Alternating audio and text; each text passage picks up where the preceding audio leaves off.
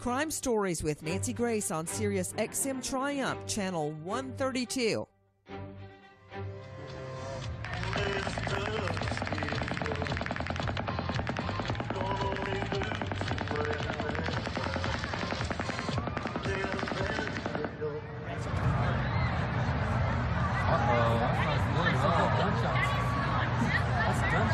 We refused to believe it was a shooting until it just kept going and going. And then Chase Aldine left the stage, and then everybody started fleeing. And we started fleeing. We had to hop a gate to get out. It sounded like just a firework, something that you think normally happens in Vegas. And then it just started going pop, pop, pop, pop, pop, pop, pop, pop. Through investigation and response, we determined there was a shooter on the 32nd floor of the Mandalay Bay. I had no sense that we were in any danger at all. It felt so safe. We are live in Las Vegas. I'm here with my buddy Alan Duke, bringing you the very latest in our investigation into the Vegas shooter. Nearly 60 dead, hundreds injured, and still searching for answers. I'm Nancy Grace. This is Crime Stories. Thank you for being with us. It seems here in Vegas as though a pall has fallen over the city. Yes, people are still partying. Yes, the casinos are full. But everywhere you turn, I've learned in the last hours having walked the casino floors, everyone is still talking about and in fear of what happened with the Vegas shooter, Stephen Paddock, as the investigation actually continues to heat up.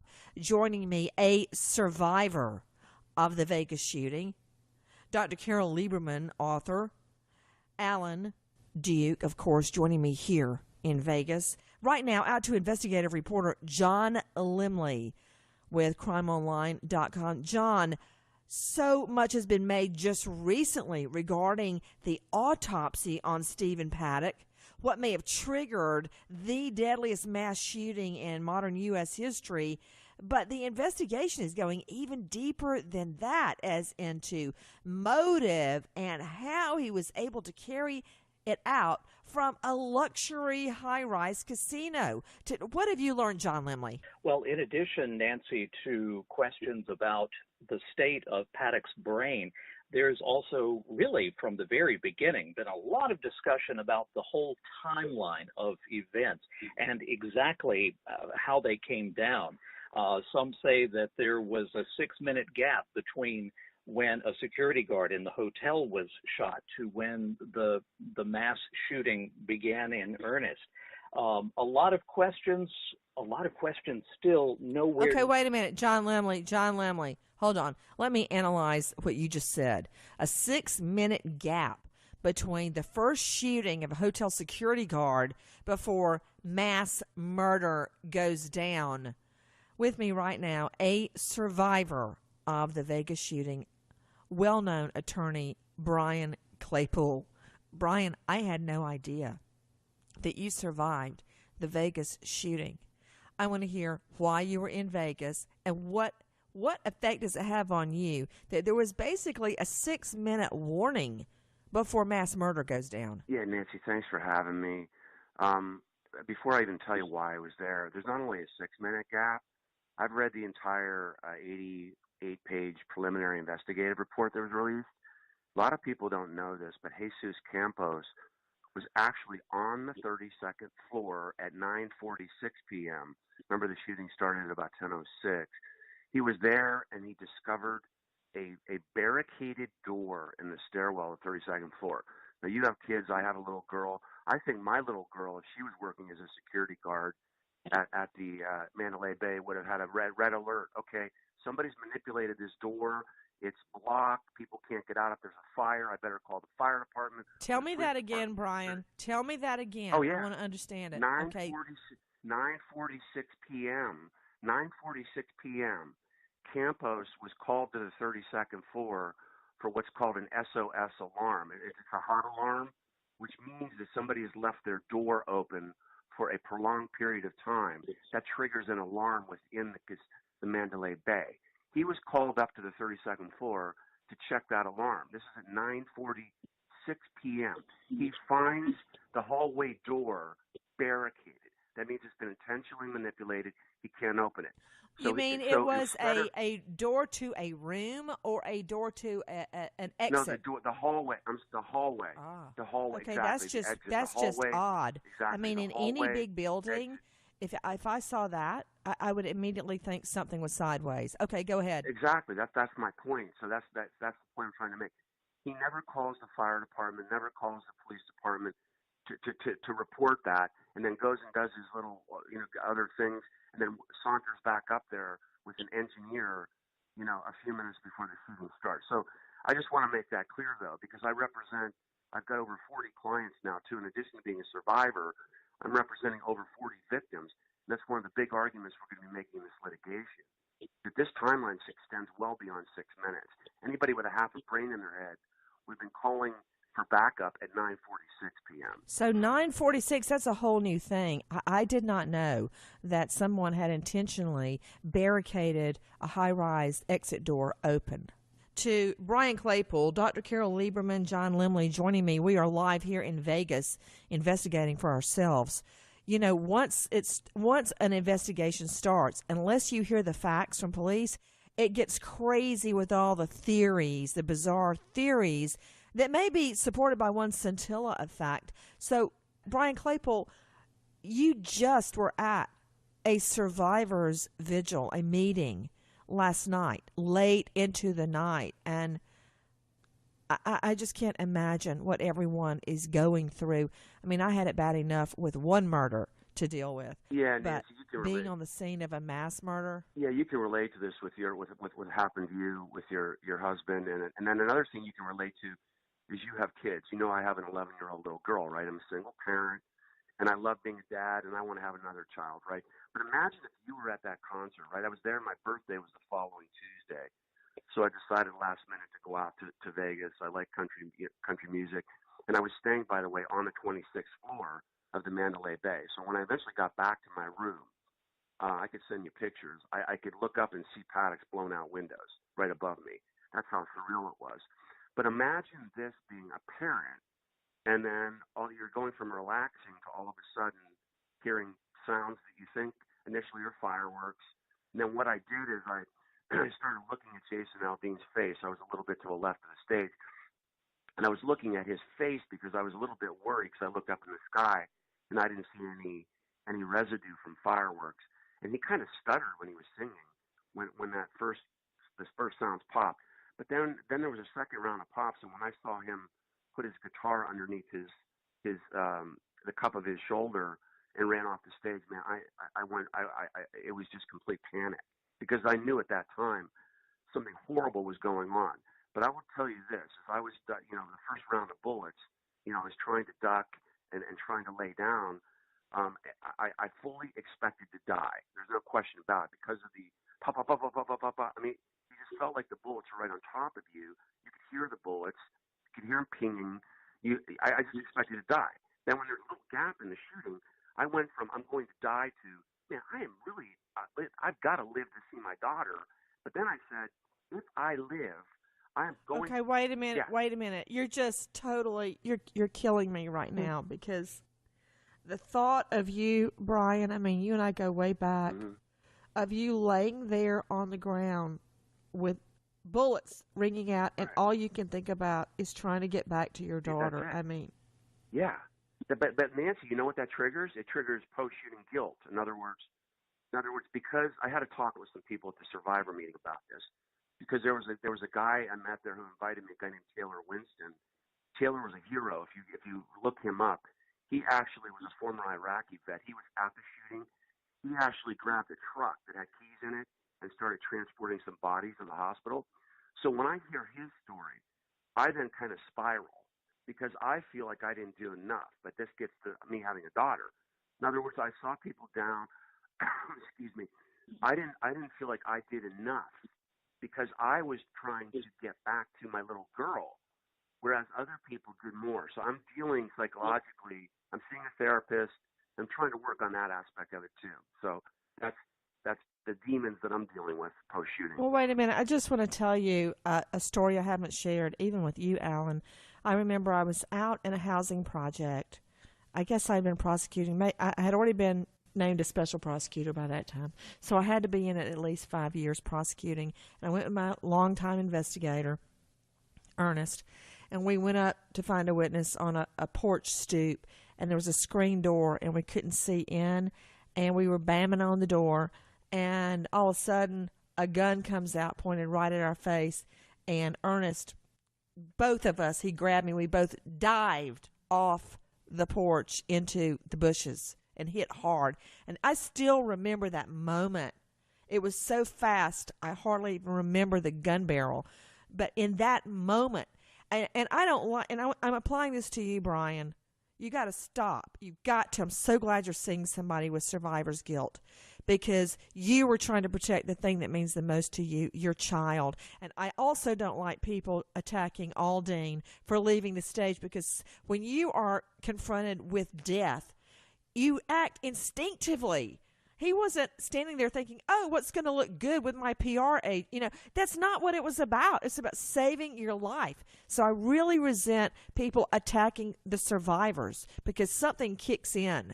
And I just am still imagining you on the ground with the bullets ringing out. How did you get out of there? And what was it like? What was going through your mind? What was everybody else doing? Well, I mean, it was like, it was pick your poison.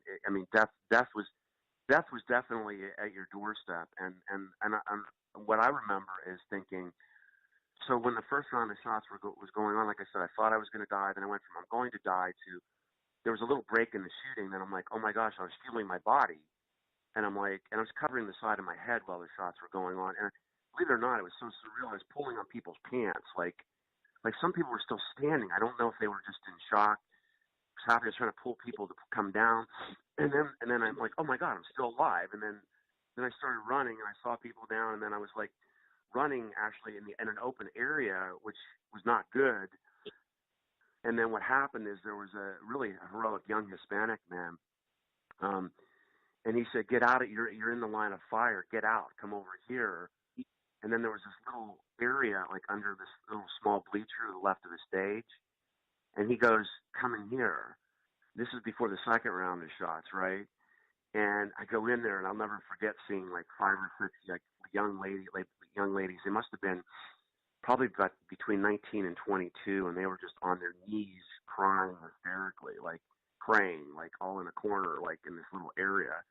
So I tried to calm them down and said, said it's going to be okay, just relax. I just say, just be calm. We're going to get through this. I said, but we've got to get out of here when this next shooting stops. Because then I started thinking about the Pulse nightclub shooting. You see what I mean? It was like, okay. I thought, okay, wow, we're protected now. But see, what people don't understand, Nancy, we didn't know where the shooting was coming from. So everybody, Monday morning quarterback says, oh, it was just up in a hotel. What are you worried about? We were thinking it was people right across the fence. I was right next to the fence, contiguous with Las Vegas Boulevard. So while for a moment I thought we were safe inside that room, I was starting to panic, and I prayed. I was like, oh my God, if that shooter comes in here, we're done, right? We're toast, because we got nowhere to go. So then the next round of shooting is going on. We're and I think you can relate to this being a mom. I'm a middle-aged man, so I felt guilty that these young girls were going to die. So I instinctively stood in front of them. I'm really proud of this, because I didn't feel like I did enough, but I felt like I was protecting them. I stood in front of them and didn't even get behind this barricade I had pulled in front of them. I stood in front of them because I was kind of feeling like, look, if this dude comes in here, then he could shoot me first, because these girls are younger, right? And they haven't lived enough of life. So I stood like right in front near the entrance of the door. And then there was another break in the shooting. And I'll never forget the most surreal moment. I peeked out the door, and I literally am facing the Mandalay Bay, looking right at the Mandalay Bay. And then there was a really brave police officer across the fence who saw me, and he screams out, I'll never forget these words, run north now, run north now. North meaning go further away from the front of the venue. And then, of course, I start like running north, and then I'm like, what about the girls, right? So I did a quick 360 and ran back in the room like, let's go, come on, let's go, we got to get out of here. And then started going toward the back. But Nancy, what people don't get is the entire time you're trying to exit, you're waiting to get hit.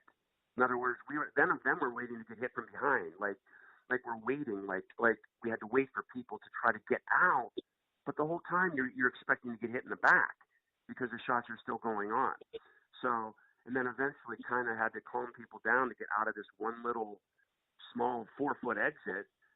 And I just said to people, if you're going to fight, nobody's going to make it out of here alive. I tried to really just say we got to all get in a single line and try to get our way through, and then, praise God, made it out.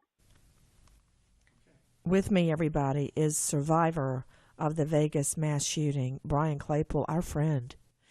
Alan Duke and I are here live in Vegas conducting our own investigation, trying to dig, talking to people into the night, finding out about theories, about logistics, what police aren't telling us. Also with me, in addition to survivor Brian Claypool, our colleague and friend, John Limley, Crime Online investigative reporter, and Dr. Carol Lieberman. Joining us, the author of a brand new book, Lions and Tigers and Terrorists, Oh My, How to Protect Your Child in a Time of Terror. It's on Amazon, and she is a renowned mental health care provider. Dr. Carol Lieberman, thank you so much for being with us. When you're listening to Brian Claypool, as all of this evidence is coming out about the autopsy on the shooter, Paddock, and what we can learn, it's just overwhelming, Dr. Carol. Yes, it really is. And Brian certainly brought it to life. I mean, I think we all got chills just hearing it. It was still so raw in his mind. But yes, the latest thing is that there was an autopsy, and people were hoping, I guess some people were hoping, that there would be some clear answer in his brain, like if there was a brain tumor or something like that could account for this bizarre behavior. Of course, if there was, the problem is that there couldn't have been something very serious because he did have such amazing planning. So, I mean, it could have been something that was getting more and more serious, but still, he had an amazing planning. And in fact, they didn't really find anything absolutely clear that would explain what he did. They found that his brain had some damage from high blood pressure and atherosclerosis, and those things were sort of consonant with his age. It was really not that abnormal. They did find a little something abnormal, which is abnormal deposits in his brain, something called corpora amyloidosa, which, you hear about Alzheimer's disease, and that can be related to that, but there really wasn't a huge amount of it, enough to make that kind of diagnosis. This is also connected sometimes with epilepsy and with multiple sclerosis, but again, there wasn't enough, or the way it presented itself, they couldn't really make those kinds of diagnoses. They're just saying that this kind of deposit is sometimes found in those diagnoses, but so bottom line, the autopsy revealed nothing as to possible motive, but to you, Alan Duke, my partner here in Vegas right now, Alan, the autopsies would really only divulge or reveal an injury or a physical ailment, like Dr. Carol is saying, like a tumor. It can't possibly reveal the thought processes going on in the mind at the time of the shooting, Alan. Yeah, people were hoping that this autopsy would give them some answers because, for just an average guy, and Paddock seemed like a sort of average guy, we want to understand how this could happen. Did he just snap? What caused him to do something like this? Because there are millions of people who could be like Paddock out there, and we want to know why, but we're not getting answers. And you talk about the crazy theories out there. I mean, as I was talking to some people here in Las Vegas last night, here at the hotel, there's some pretty crazy ones out there because they don't think that an average normal person with a normal brain would do something this horrendous. You know what? Bottom line, back to you, Brian Claypool. You've spent your whole life defending all sorts of crimes, the worst to the least. And very often a mental defense is a theory of defense for you. But really, when you're the victim, and you see people all around you going down in a hail of bullets, does it really matter why he did it? He did it. They're dead, and you're at a survivors meeting till midnight, and Alan and I are here in Vegas investigating, and at the end of the day, does it matter why he did it to you? Yeah, it's a great question, Nancy. That's a personal decision for everybody, all the 20,000 people that were there. I could tell you what I'm feeling, and that is I agree with you. I care less about motive and more about, let me tell you the second thought I had after I survived through that first round of bullets. I said to myself, I am effing upset about this, and if I live, I'm going to get to the bottom of how this can happen and then do my part. It kind of galvanized my godly purpose in the world. Why am I still here? I'm still here now because I'm representing a lot of victims in this case. We want to try to prevent this from happening again. So I'm focusing more on what did the Mandalay Bay and MGM do wrong in terms of horrible training, having little or no security at all, allowing him to use the freight elevator, not having an alarm in the window, if somebody's drilling holes in the window, not arming the security guards, things like that. The barricaded door, not doing anything about that.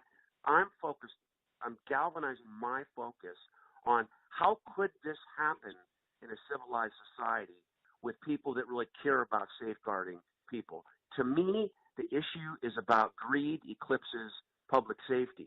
And I want to break up that culture of money, money, money at the expense of keeping people safe. So that's my focus. I want to go back to Crime Online investigative reporter John Lemley. What else have you learned, John Lemley? I mean, Alan has been beating the street and looking. We've been investigating out here and trying to find out what we can, and we've got some very disturbing theories. What do you know, John? What more can you tell us? Nancy, on the subject of possible motive is one thing that emerged. Paddock was a high-rolling gambler, but he had been in some declining years as far as raking in the money. And so much so that he was beginning to have bouts of depression, and he had been losing, quote, a significant amount of wealth, according to the Clark County Sheriff's Office. And that could have been one of the determining factors. In the end, we may never know. You mean losing at the tables? Exactly. Okay, let me tell you something.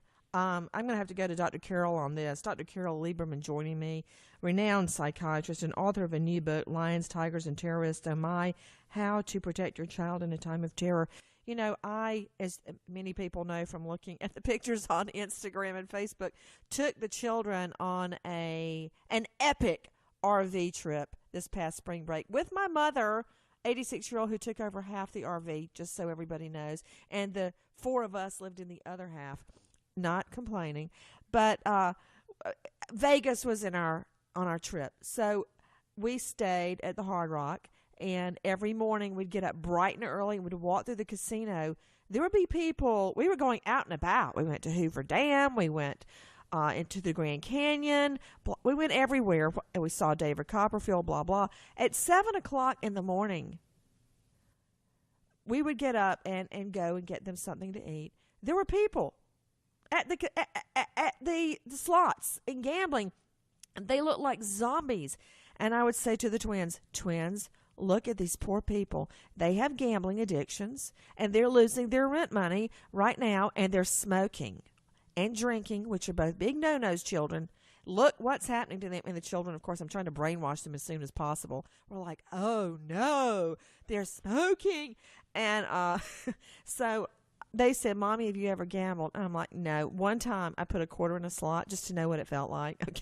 And then they said, well, how did it feel, Mom? I said, well, I immediately regretted losing my quarter. But you go ahead and put your quarter in the slot and see how it feels. So, you know, it's like takes over your mind. It's an addiction like alcohol or drugs, Dr. Carol. Yes, absolutely. And he was doing this for years and years and years. And, of course, what that did to his mind, you know, those late nights, he used to do it a lot at night. And, you know, be in that atmosphere. And yes, you know, that's it affects you physically and psychologically. And, there are a lot of, and when people start to lose, of course, the people who are addicted to it, of course, think, oh, well, I just have to keep doing it. If I just do it a little bit more, then I'm going to win. I'm going to start winning. And that's why they can't stop. And also it's connected to gambling addiction is connected to sexual dysfunction. Like people who feel that they have sexual inadequacies and or really do have sexual inadequacies. And that's one of my theories. I have a bunch of psychological theories for why he did this. And one of them is that he was losing in gambling, and he was also having erectile dysfunction. And really one of the key things is that his father, this is what originally started him off, I believe. Wait, just stop. How did erectile dysfunction get in there? I mean, apparently, based on all the Viagra, what's the new one, Alan, that they advertise in all the football games? Cialis. Okay, that just rolled off your tongue. Not pointing finger. But, I mean, apparently, a lot of guys have erectile dysfunction, and they're not committing mass murder and forcing my colleague and friend Brian Claypool to crawl on his belly from bullets. Yes, I mean, Brian Claypool, I am not buying, Brian, erectile dysfunction. Okay, because half the neighborhoods in suburban America would be shot up right now. That's not working for me, Brian. Brian, are you there? Yeah, I'm here. Yeah, I can't. I'm like Alan. I can't speak to that issue because I don't have that problem. So, but you know. That's not what I was asking. Oh, okay. I'm sorry. Okay, everybody suddenly, all Sorry the men about are defending themselves suddenly. I'm talking about this is a motive. Okay, suddenly all the men are like, forget the mass shooting. Let's talk about dysfunction. No, I'm saying I'm not buying into that. That's BS. Wait a second. I'm not saying that is the only thing that was wrong with him, and that would cause him or anybody else to start shooting up 58 people and hundreds more. I'm just trying to put together a psychological profile, because that's what I would do what I do as a forensic psychiatrist. I think his main thing is that when he was a little boy, you can always trace these things back, and then you put the things that happened more recently on top of them. His father was on the most wanted list of the FBI at one time, and when Stephen was a little boy, his father was first arrested. He robbed banks. And when the feds came to arrest his father, or the authorities came, his mother lied to him and said that it was not that he was being arrested, and said that she lied about where his father was, not that he was in jail, and so on. And then his father escaped from jail, and the place where he was arrested again this second time, after he had been on the lam for quite some time, was in Vegas. Now, I don't think that that's a coincidence. I think that he was trying to be a badder dude than his father. And that's where the erectile dysfunction comes in. It's not all by itself. I want to go back to Brian Claypool. I want to hear about when you were running. You're crawling along Army Crawl. The shots are ringing out. You try to protect those two young girls. The guy says, run north now. You start running. Everybody's running. I can't even imagine what that was like, Brian. Yeah, it's what people, we talked about this at the survivors group, where a lot of our the trauma that we're dealing with is what's called disassociation. If I speak for me, I'm still dealing with this. Carol knows probably what I'm talking about. Disassociation, Nancy, means that I'm more disconnected now from the average folk on the street because I don't feel like they can really relate to what I went through, right? For example, like what we were talking about earlier, which is, like, I feel comfortable talking to you. You have kids, you kind of get it. What people don't get, for example, is I didn't know where the shooter, here's a good point, shooters, I was just going to say shooters. I thought there were several shooters. We all thought, people I've talked to who were in there, this was a mass terror attack. We thought terrorists were taking over the city of Las Vegas. Okay, this upsets me. It angers me because I'm so sick of people minimizing what I went through. Oh, you weren't standing over there where most of the people were killed on that there, yet a person was killed 30 feet in front of me. I saw when I read through the investigative report. Oh, well, it was just a guy shooting up in the hotel. Are you freaking kidding me? I mean, thousands of rounds. I mean, every move you made, you thought you were going to get hit, but we thought people were coming over the fence. Imagine your terror then, Nancy, is magnified tenfold. You don't know where this is coming from, and every move you make, your body, that's to help you have a vivid understanding of what I went through. Every move I made, I thought could be the difference between life and death. And even when I got out of the venue, just to finish the story, I end up at the Tropicana, and I'm standing there and I'm breathing, and I'm like, oh my, I think I'm still alive.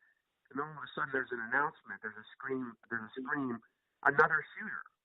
And then we're told there's an active shooter shooting in the Tropicana, and then had to rush through the Tropicana and saw people's clothing, sweatshirts, shoes strewn everywhere throughout the casino. Okay, so this went on for hours and hours. And maybe if you have another show, I'll tell you about a theory that we talked about with Survivors Group meeting, which is there could be some credence to possibly there having been another shooting in the Tropicana related to a Saudi prince that was actually in town, in Vegas, that night, who was supposed to be staying at the Four Seasons. That's for another show. Whoa. So, yeah, that's... Okay, hold on. Wait. Alan, we've been here in Vegas. We're broadcasting live from Vegas right now, and we have been investigating, talking to so many people. It's like drinking from a fire hydrant. This with the backdrop that we are learning from the autopsy that Stephen Paddock was stone cold sober at the time, is what I'm learning. But you have learned a lot about what Brian Claypool is saying, Alan. Right. And Nancy, I was even reluctant to bring this up because it sounds so bizarre. Not another Alan Duke bizarro theory. Well, it's not my theory. Okay. And I'm really reluctant to even repeat it, but since Brian brought it up, this is the kind of thing that's going around. I met with a private investigator yesterday who claims to have information from his sources. He says these are people he called crew who worked security for this Saudi prince who owns a number of properties here in Vegas, who was staying at the Tropicana. Now, again, I give you a disclaimer on this. I don't know that there's any validity to this, but when I heard Brian Claypool mention this theory, I thought I should bring up what I know, that that Stephen Paddock was a diversion on an assassination attempt on the Saudi prince. And you know there's a lot of unrest or positioning, if you will, going on in the Saudi kingdom right now for control of the kingdom. There have been some arrests and some shuffling around among the royal family, and there's a huge amount of money at stake. Right. Huge. So, and I just listened to this guy and trying to think, should we let him on our show or not? Should we bring him in here? And I made the decision that no, because he wasn't able to show me enough evidence to this. But I guess I should bring forward the fact that, yes, there is a private investigator who was telling me all about how that Paddock wasn't that Paddock was set up, which I don't believe. How did he get all the guns up there? Well, this guy was saying, well, the theory is he was a gun runner and he was there to sell the guns. I don't believe that. I think if the police would give more information, more timely information, perhaps it would help to resolve these rumors that are going around. I don't think anything should be off the table. One of the things that I've been kind of saying from the beginning is that we can't rule out that there was a terrorism connection. The gunpowder that they found, the ammunition that they found in his car was similar to what terrorists used. The girlfriend who went to the Philippines, who he wired money to, and we know that is a place where there are terrorist cells and so on. There's a number of different things that would make it so that the police shouldn't rule out. I'm not saying that they have. I don't know what you've been hearing just now in Vegas, but I do not believe we should rule out terrorism. I want to go back to John Lemley, investigative reporter, joining us along with the Vegas shooting survivor, our friend Brian Claypool, and Dr. Carol Lieberman and Alan Duke. John Lemley, what more have you learned? One thing, and this is, well, the people making of it perhaps more than it is. It could be just a typo. But one thing, when the postmortem examination results were released on October 6th, one line right below Stephen Paddock's name, date of death, is October 2nd, 2017. Time of death, 1200 hours. 1200, not midnight. That is noon on October 2nd. However, this could have been simply a clerical error, but it's one that still has caught people's attention. We've learned the reports now revealing the gunman was not under the influence of drugs or other substances when he opened fire at the crowd during Jason Aldean's event closing set, injuring, now we believe, up to 800 people. It showed he did have anti-anxiety drugs in his system, but not enough to be under the influence. He was believed at one point to be bipolar, but so far nothing to suggest that any drug or alcohol influence made him open fire. Back to you, Brian Claypool. You survived. How has it affected your family? Yeah, so here's what I'm going through, Nancy. and I read a post the other day that really helped me deal with this trauma. The post on Facebook was in a survivors group. It said, "True courage is complete vulnerability." Think about that for a second. Yeah. True courage is complete vulnerability. You've gone through this in your life with the tragedy you had, okay? That's how I've chosen to deal with this from front. And that's why I've spoken a lot about not only the shooting, but what I'm not afraid to say what I'm going through, okay? And here's what I'm going through. Because I need to be vulnerable for me to get my courage back, because I'm a little bit beaten down from this. Here's what I'm experiencing. Catastrophic thoughts. For example, and I know you're going to get sad hearing this. A week ago, I'm driving my little girl back from school, and I'm on the freeway, and I get this thought as I'm driving I'm driving in the carpool lane, right? Carpool lane's close to the median, and then you have traffic coming on the other side of the freeway. So a week ago, I'm just driving with my daughter in the back seat, and then a thought comes over me that a car is going to hit me from the side, fishtail me, and push my car into the other lane of traffic, and a truck is going to smash our car, and I'm going to watch my daughter die and me get killed. So things are happening in my world. I had a nightmare a week ago about an earthquake. An earthquake was happening, and my little girl and I are rushing to get out of the house as the ceiling is falling on us. That's one thing that I'm going through. Catastrophic thoughts. Excuse me. The other part of it is I'm very much more antisocial now. I don't really like being around people much. I don't really trust people anymore. I don't really feel safe anywhere I go. I kind of always constantly looking around my shoulders wherever I'm at. I don't trust anybody. And then I think one of the biggest things for me is I feel like part of my soul was killed. I told people this. I might not have been physically hit by a bullet, but part of my soul died in that shooting. So I'm having struggles with the daily routines of life. In other words, you know me. I focus on my law firm. I take care of my daughter first. I keep my business going. But I got to tell you, the everyday tasks of getting my bills paid, finally getting my car to the car wash the other day, having tons of stuff in my car that I hadn't taken out.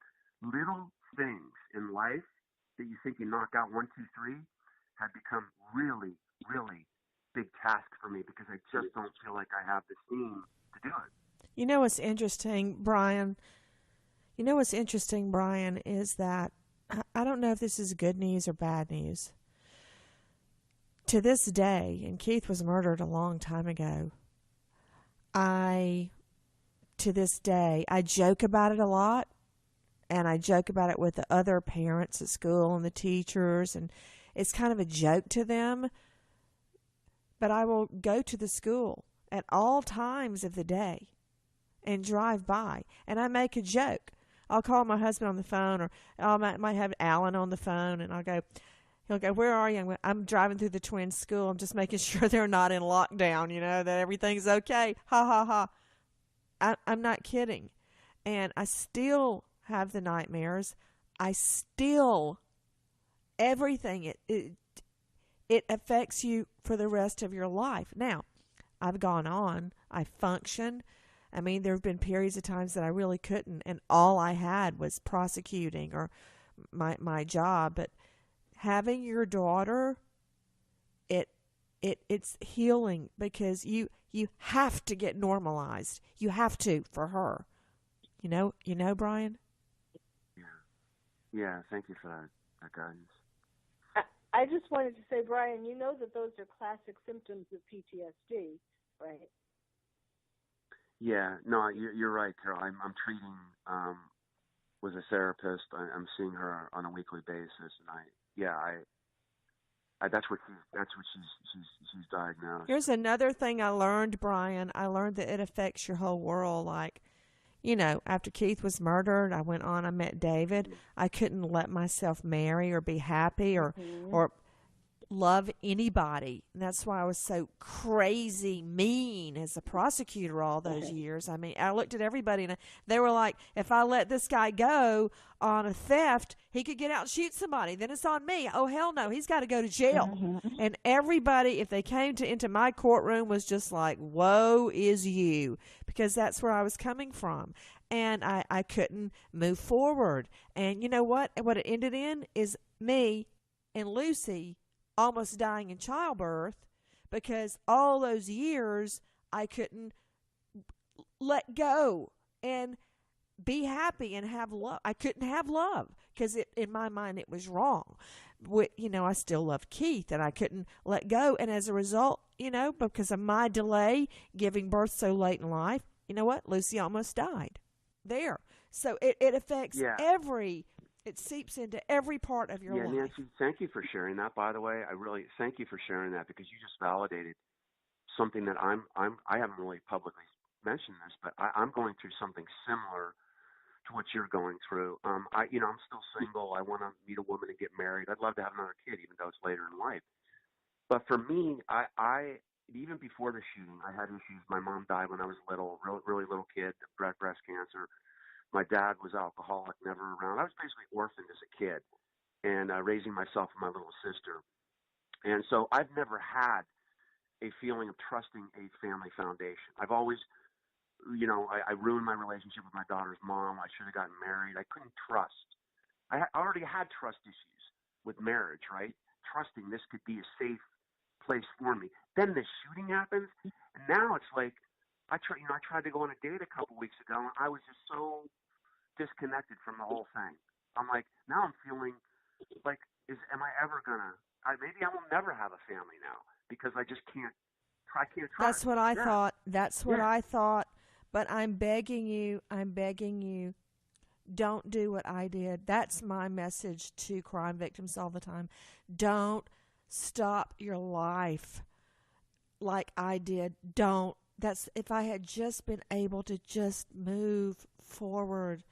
And when you hear all these theories and you hear John Lemley reporting, I mean, how does that affect you when you hear all this news developing, Brian? Yeah, well, believe it or not, that part actually helps me. Being involved in this litigation and helping these victims, I've got a woman who lost a loved one. Her son was killed. She lives in Alaska. Excuse me. I've got about 15 people that have been physically injured in the shooting, and I've got about 20 people that are suffering from PTSD. And I have to tell you, Nancy, every single client that I represent in the Las Vegas shooting, it's an honor and a privilege to be representing them, because I feel like I'm going to get answers through representing them in this case and being at the forefront of this case.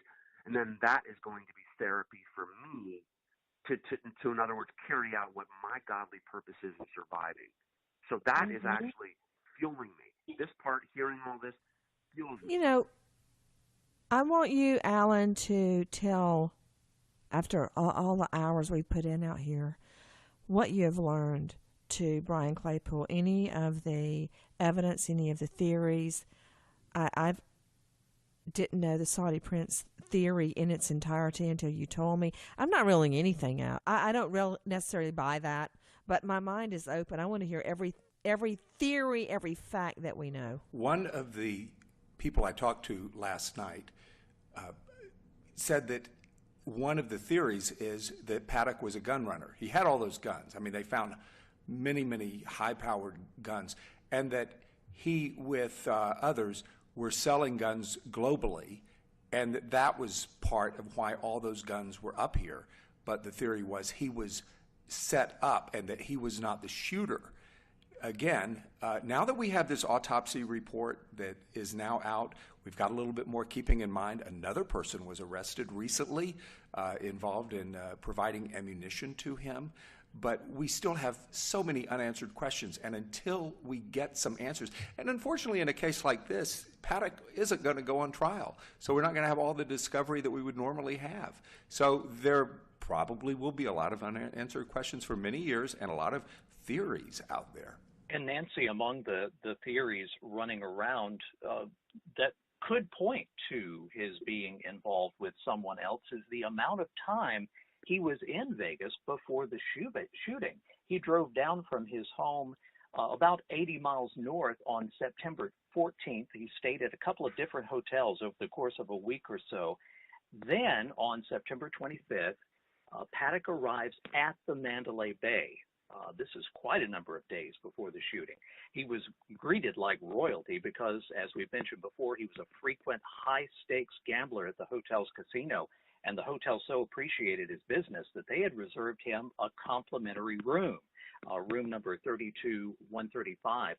4 days later, he checks into the neighboring suite, the room next door, which connects to that first room, and both suites overlook that site of the shooting, Las Vegas Village.